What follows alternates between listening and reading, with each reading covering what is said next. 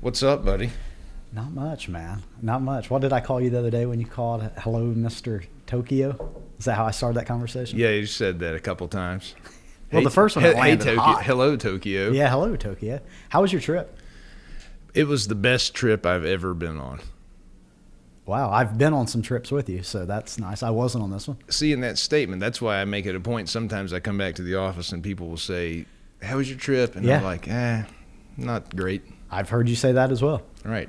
I'm not trying to be a bummer. It's just so that when I finally have one that I say it's the best ever, you can tell I'm being serious. So, okay. All right. So it wasn't because I was there or wasn't there. It was just. Well, that was part of it. Okay. You wore some traditional wear while you were there. I don't know what the right customary phrase is for that, but you were. You dressed for breakfast, and I'll tell you what about that. I'm sorry, repeat that. I got dressed for breakfast in the traditional Japanese. Yeah. It's basically a robe, sash around it, and then you can put on a little jacket. Oh, I saw.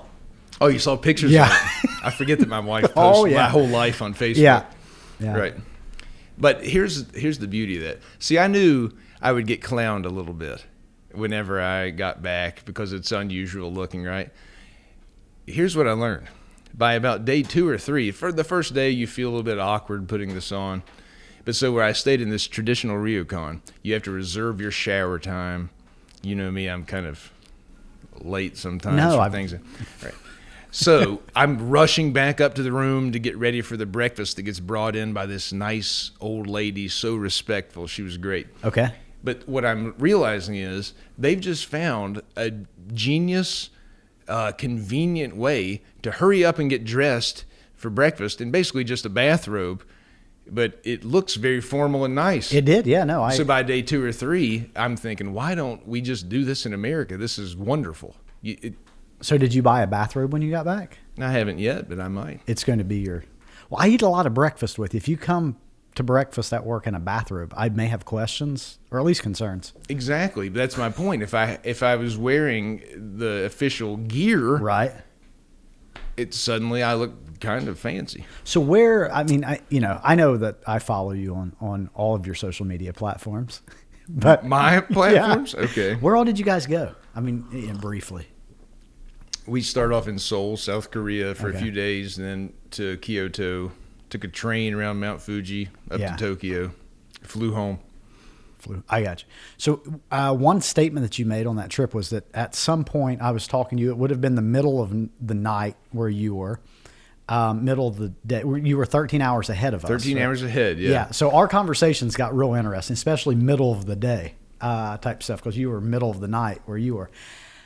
You had mentioned that if someone, where you were at that point, if someone transported you, blindfolded you, which is kidnapping for how normal people would say this, but you said if someone transported you with your eyes covered, and they uncovered your eyes where you were, that you could be convinced that you were on a different planet. Yeah, that was the coolest part of it. You know, I've been to a lot of places.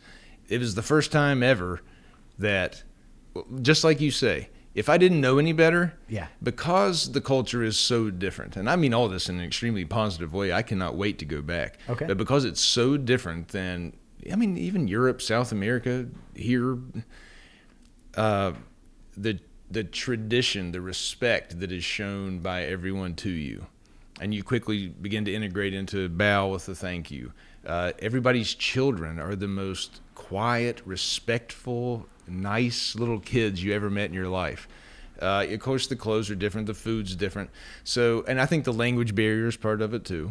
You don't hear it quite as well, and certainly can't read it at all. It's not, you're reading characters on a sign instead of a Latin-based alphabet that you can sort of pick up on in a lot of countries. None of that. So all of that taken together, I'm sitting in a train station having a octopus on a stick, right? Which is delicious, by the way. Love octopus. And I just look up, and I had this moment. I was like, no joke, if I didn't know better, and you told me that I had gone out of the solar system to a different planet, right? I could see that. Yeah, it wouldn't take much to sell you on it. No, I mean, and that's why I can see why people get really into and wrapped up in Japanese culture and everything that comes with that, because it's so cool and different. Yeah. I mean, I kind of happened to me too. I know that at times I worry that when you leave and I say goodbye, that it could be the final goodbye. That's what my mom says when I leave. Yeah, yeah. Well, me and Joe, we share that fear of you that could be the last one. There have been times where you have been held at checkpoints with guns drawn. It's true. There have been times where you've been on the backs of wild camel beasts through the middle of the Sahara or wherever you are. Yeah. But this last time, I feel that maybe you went a step too far. Why? When you called me and told me that you were eating the lips of a blowfish in the middle of a restaurant, and that the fine gentleman that was serving said meal had to have a license because of the poison in the blowfish, because it was potentially fatal. It's a true thing. Yeah. And then I thought, okay, it's okay. You can sample that. I'm okay with you sampling that. But then you go on and tell me how many blowfish you consumed. I ate a lot of blowfish. Why? It's did they not have chicken nuggets? Well, man? I'm going to level with you. Okay. I didn't really know how many blowfish they were going to bring out. So, It was sort of a chef's menu. And Sarah has seen all these cooking shows, and she knows, they can kill you, I guess. I don't even really still know about it. She just told me this. So, hey, whatever. I saw blowfish on there, and I wanted to be a little daring. You know me, huh? Daring, yes. Yeah. So, anyways, they bring out raw blowfish. Huge plate. There must have been 15 strips on there. Yeah. Pretty good. Ate all of that. I didn't immediately fall on the floor. So That's a good sign. Right. So then for the next course, I really didn't know what it was going to be. I didn't inspect the menu that closely, I guess. Then it was fried blowfish, which was really good. That was the best way to prepare. If you're going to make blowfish at home, to anybody out there, I don't know where I'm supposed to look, you're going to want to fry it probably. Anyways, and then after that, they brought out a big pot, boiling water. What could be in the pot? Well, there was nothing in there yet. They turned on. It had a stove. They brought a stove. Then they brought the pot and they started boiling. I thought, I wonder, what's going to be up next. Wouldn't you know? It can't be blowfish. It was blowfish. They dumped that in, and she was explaining, this is the stomach, this is the back, head, whatever, and then this is the lips. I mean, the blowfish have big lips. Yeah, I looked it up while you were telling me this. I looked it up on Google. That's no lie. They do have a very defined lip structure. It was actually the best part. It was a good bite. I mean, Really? It wasn't that much. So a fried blowfish lip is just, that's county fair That's stuff. not fried. I didn't have it okay, fried. that one has to be. Okay. This was boiled. Okay. Anyways, the point in the podcast where I say village caregiving. Yeah, so about village caregiving. Right. Well, man, it has been a while. I know you take a windy road. No. And I wait to see what the denouement of this story is going to be. Don't come at me with your foreign words knowing I don't know what they mean, okay? We don't have a long, windy road. I'm just voicing concern about your overconsumption of blowfish. I can't wait to get to the apotheosis of your podcast episode. Again. There you go again. We're not international, so this means nothing. Those are English words, my friend. Well, denouement is probably some French. But go on. I'm sorry. Village caregiving. I've derailed us. No. So, yeah, man, it has been a little while since we've been on a podcast. And so, a lot of changes at Village Caregiving. Yep. We are, Albuquerque is now on the map with us. Texas is now on the map with us. We are seeing tremendous growth in several markets that were early plants last year and are maturing out. A ridiculous Q1 up to this point. We anticipate that it's going to close out. There's no reason that it's not going to close out. Just a record across just about every platform. I mean, ridiculous in terms of growth. Good. Yeah, growth. Making sure. Yeah, retention. I mean, we just had a stunning first quarter. And, we made a conscious decision back in the fall that there was going to be an enhanced push and awareness of compliance. That was something that you came heavy on at our executive meetings. And the annual meeting in Cincinnati. Yeah, the annual meeting, right. But the 2023 year of compliance. The year of compliance. We're going to step the game up to be the best quality care in the nation. And so we have seen in this Q1 period that has been a heavy lift. It's been It's been physically a big lift for our clinical and our compliance departments. Yeah. They've done a great job. They really have. I mean, when you look back from January to now, the growth that's occurred in that, the implementation of better processes, enhanced processes, meetings yesterday, that I keep going back to this. I hope that no one ever finds this to be arrogant, because when I sit in a room, there's a biblical verse that refers to when I'm going to get some of the context wrong on this, so but just don't show my Sunday school teacher. But there's this story about where a guy is basically saying, I would just like to be a keeper of the door, right? Of what's happening in that room. Sometimes I'd pick up trash in this room just to hear some of the conversations that's occurring, because some of those brilliant minds, passionate people that I've ever encountered are sitting in rooms at Village Caregiving, trying to solve big challenges and make great decisions that's going to impact thousands and thousands of people. Yeah. And man, yesterday was one of those days. It was just a cool day to sit around the table and hammer out some policies and some projects that's moving into Q2. And I walk away just kind of shocked, like, who let me in? Security's weak, obviously, because I just slid right in there, sat at the table like I knew what I was doing. Well, that's your job. Didn't you know that? Yeah. But yeah, so the compliance has been exceptional. You know, I'll tell you what, the directors have done an excellent job of this. So whenever we roll out a new initiative to have, let's say, care worksheets for even the private pay family funded clients who there's no requirement on that in many states, we want to do that anyway so that we are at the absolute highest level we can be. That's a foreign process for a lot of the directors. The clients in their homes, if they were family funded, they've never gotten on that train either. Sure. And Anna Lahan, who is our director of that push, she has said that just yesterday the success rate on the initial check, she does internal audits to see how it's coming and then sends them a list. This is what's missing, and we can try to cure and fix that, but if anything is missing. But the first check of everybody's files, the internal audit, was 97% success on that. Wow. That's across the board. So to the directors, just kudos. Yeah. Man, that is incredible. And I thought it would take longer to get up near 100%, but I did too. I pride myself on being a predictor, a prophet of Village Caregiving, if you will, right? That's how I've always seen you. Thanks.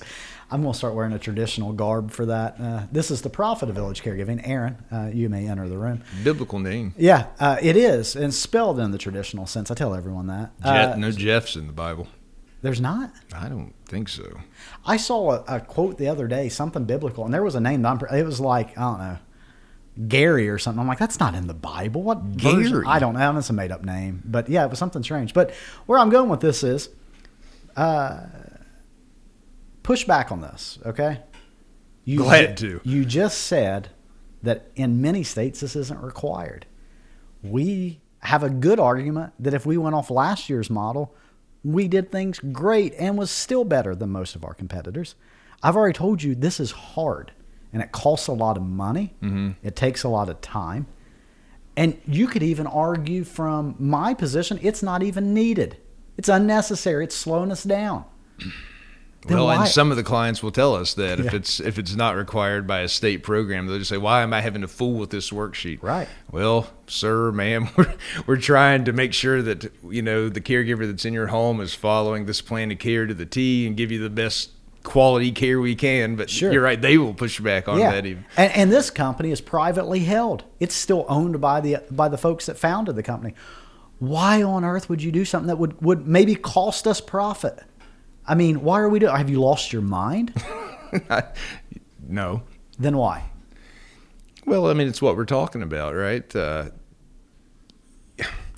I don't want to be standing on a stage in Cincinnati speaking to 100 and some directors from all over the country saying that we're the best quality in the United States in the home care industry. And here's the CEO of the Home Care Association of America just off stage and not mean those words. So the best way to get there and make everybody that comes to our company feel like a valued part of our family is to just go above and beyond. And if it costs a little money, then who cares?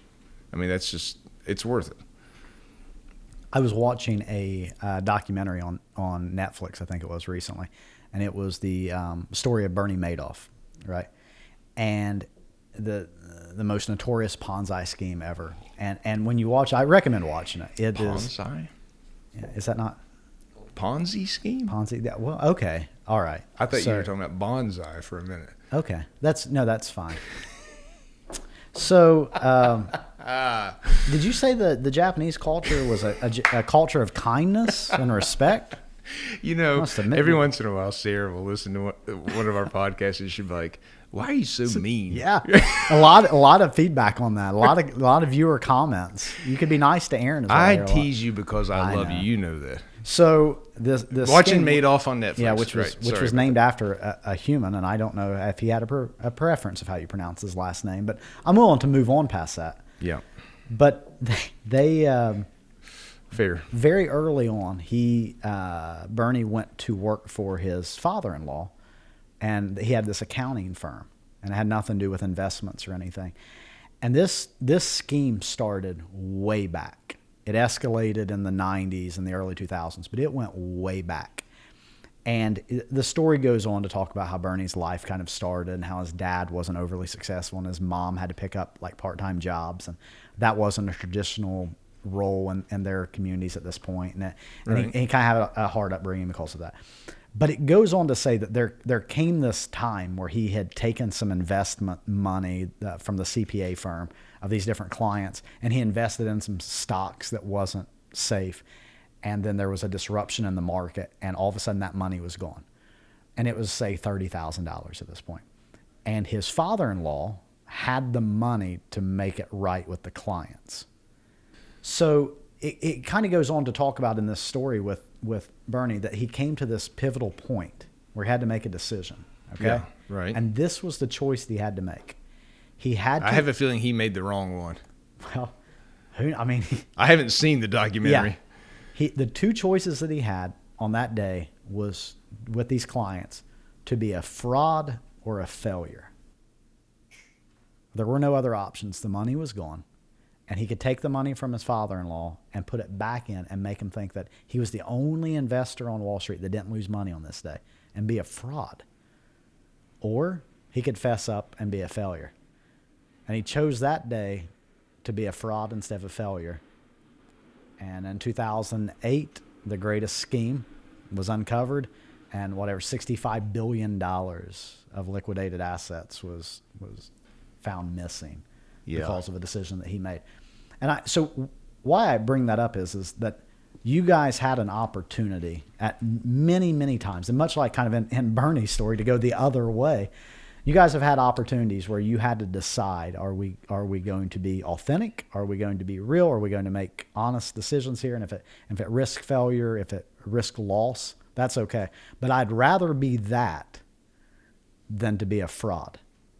And that kind of goes to what you were saying with Vicky Hoke from the national organization was standing off stage, and you're up front, and we've always kind of joked that is almost your presentation sometimes at meetings. It almost can take a church-like theme to it, right? It has a dynamics of a ministry. Yeah. And so you're up there speaking truth about the organization that you guys are building. Yeah. And it's in those moments where you realize like a Bernie went one way and you guys went another. And it's those, we have two core principles, right? Do the right thing, use common sense. And I just 2 days ago with the new director I was on my soapbox preaching, do the right thing, right? This is what we do.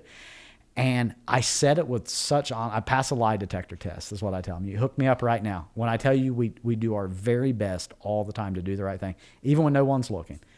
It's in those moments that I see when it comes to compliance and clinical that we're doing the right thing. It's going to be a hard lift. It's going to cost money. The easy things do nothing at all.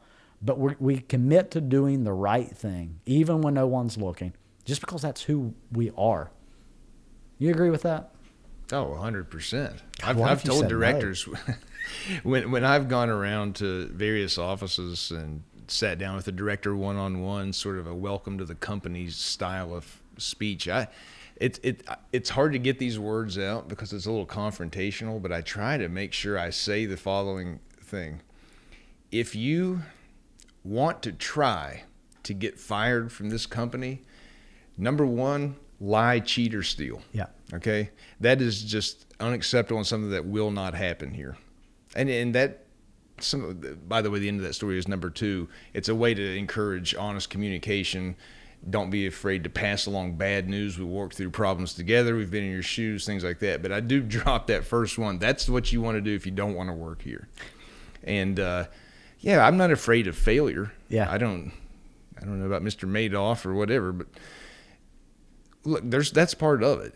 If we have a goal to become the premier home care agency in the United States of America, I'm very aware that we could probably stop growing right now, be happy with what we've accomplished, manage this, and that's a safer route to ensure the success, right? But we have larger ambitions than that, and I'm very aware that those might fail, and I'm totally okay with that. If we can't get to that point, then that's okay, but I'm damn sure not going to lie or cheat to get to that point. Yeah. I mean, that's it goes back to being a little kid. You know, I'm not the kid that would cheat at some board game to beat my buddy either. I mean, that's not even fun. Sure. So, I mean, it's kind of the same principle, except now in the real world, right? So, no. And I mean, aside from it just being wrong. Yeah. I mean, look, I'm not trying to get on a moral high horse here, but that's so elementary to the culture of village caregiving that if you have any problem integrating into that, you need to work somewhere else. Yeah. I told a guy that today on a call. I said, we may not be the right fit for you. Like you should maybe go somewhere else, because these are the things that's really important to us as an organization. And if those don't align with you, that's okay. Like Was there an interview with somebody? Sure. Yeah. That's all better right. be. Yeah. Well, I'll tell you, one thing that I just cannot help but overlook, and I've tried. I mean, I've tried to close my eyes. I've tried to look away, but there's a fishbowl. Yeah. This Why? is my first real contribution to the podcast. Besides constructive criticism. We're down here at this really cool studio of Impact Media in Huntington, West Virginia. This is the first one we've done with video, first time that we've done it out of our comfort zone of our little office where we feel good and safe. But this is really cool. It is. So all of our buddies at Impact have helped us out. But I thought I would step my game up a little bit. Okay. I've brought a fishbowl here with some just random thoughts that I'd like to throw out. Hear what you think about these. There's about, a dozen slips of paper in there. And it will have a few, guests throughout the upcoming episodes, so I'll just leave them in. And these are your thoughts. They are. Okay. Okay. These are thoughts that if I'm just walking down the road and I type one up in the phone, so I went back through there and I cut them up and threw them in the fishbowl. You want to take one out? I think so. I think you just take it out and you just read it. Give it a read. Let's just see what happens. See how it strikes you. I mean, okay. This is a nice fishbowl. What did I pick up my phone for? I don't know. To remember this moment? Photograph this forever. It is being filmed. I don't think Okay, what do you got? Yeah, okay. If I ran a shop that sold conveyor belt sushi, Yeah. you know what I'd do? And it says ... It does, yeah. So conveyor belt sushi, of course, I just got back from Japan. Clearly, that's why that was on my mind. Well, so of course. They put the sushi on the thing, and it just goes around, and then you select the one that you want. Okay. If you ran the shop, what would you put on the conveyor belt? Well, I'm a big buffet guy. And so I would not put sushi on it because our terminal, what terminal is it? C. Terminal C at O'Hare that we always seem to be stuck in. Yeah. That's all that they serve there. And I'm hungry every time. I eat those beans with the salt. And it just doesn't sustain me. I always need cookies on the flight home because you're full. You're ready to sleep. And so if I was running the conveyor belt sushi, well, I would have some delicious red velvet cake on there, number one. Right, so you're thinking outside the box. Yeah. Uh-huh. I would remove the sushi. Is it for me? I don't want to ask too many questions, but am I trying to make money off this conveyor belt system? Or Oh, you is this bet. what side of the conveyor belt am I on? You're the chef side. Customers are filed in. And they've come in to enjoy the conveyor belt sushi. Yeah. I ate some conveyor belt sushi there in Tokyo. Is it like fast food? How fast does the conveyor move? It is kind of like fast. Well, you can grab it. It's not like a moving train. So it's kind of fast food. Yes, and it's very, economical, and Okay. that is the point of it, kind Yeah. of. What would you put on it? I'm glad you asked. Okay, yeah, I wanted to get there. You're going to find out that a lot of these things in the fishbowl I've got a thought or two about. Well, I hope so. So I was thinking, number one, Yeah. would it be a good way to trick a dum-dum like me that didn't read or speak Japanese? I'm sure the prices were on there, and they're assorted by plate, because what you do is blue plates are, say, 300 yen. Okay. Pink, maybe 400. I'm following. Right. I would slide maybe one on there that was like $1,000. Yeah? And get them down there. Get I 'em want to you to take touch it. it. Yeah. Okay, there's thought one. That wouldn't work. You'd probably get in trouble. But you could put just anything on there. How about... Time out.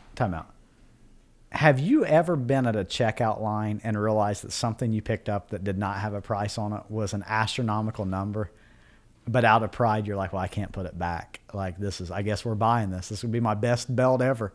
I think I would just put it back. You just lay it down.